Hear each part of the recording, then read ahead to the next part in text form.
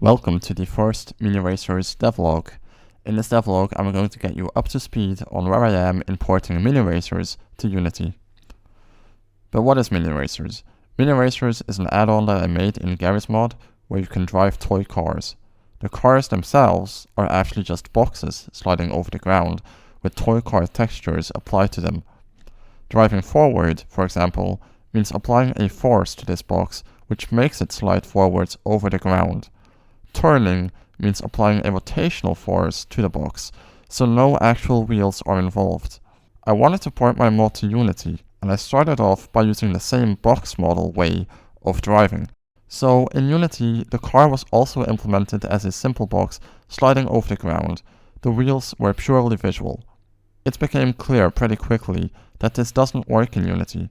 Due to physics engine differences, the box got stuck against slopes. I ditched the box idea and went for the more obvious and more powerful solution, wheel colliders. Wheel colliders are part of NVIDIA physics that allow you to create vehicles in the physics engine. I set up a quick car with these wheel colliders. I made everything 1:1 scale with real life, so the wheels are actually 1.3 centimeters in diameter in Unity. This makes it very easy to find the right values for everything. And it worked. An added bonus is that the car has suspension, and well, driving actually feels nice. For now, I've disabled sideways friction of the wheels entirely, which means the car has very good handling and barely drifts. These friction settings are a bit cryptic, and it seems that the documentation doesn't entirely match reality. When the time comes to make the cars drift, I'll have to experiment with these settings. Normally, when taking corners, there is a sideways force pushing against the wheels.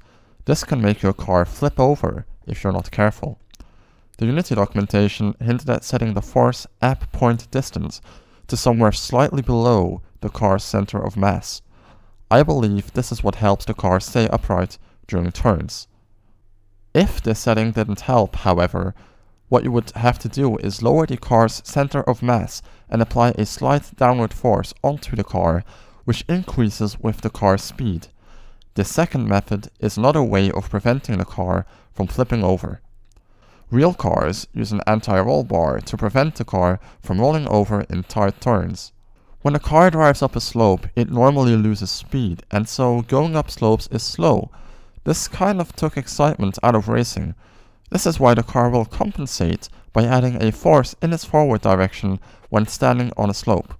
Next, I worked on another issue. Cars would immediately crash when going off a slope. This is realistic, but not fun. In order to fix this, I tried to apply a force to the car when it's in the air. This force would tilt the car so that it's always trying to point forward, but using physics forces. This was a step in the right direction, but not enough. The car would still crash. I changed the force into a torque, so the car applies a torque in the air that makes it rotate towards a flat rotation. I also made it so that, after a certain short amount of time in the air, the car will disable gravity and apply an artificial lower gravity. This makes jumps feel a little cooler and gives the air balance system time to compensate. Finally, there's a very basic AI. The AI is just feeding the car the same inputs as the player, which is a horizontal and vertical axis. It finds all the waypoints on the map, sorts them by order, and figures out how many degrees it is off from the current waypoint.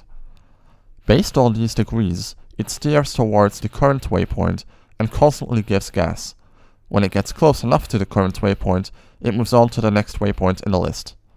The AI in the GarageMod add-on works in the same way. As for the car models, it took quite a few attempts.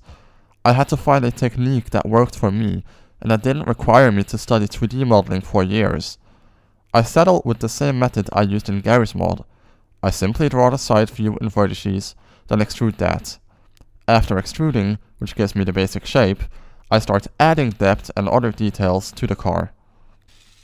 That's pretty much where I am right now. I want to work more on the car handling first, and really figure out how I can make it fun.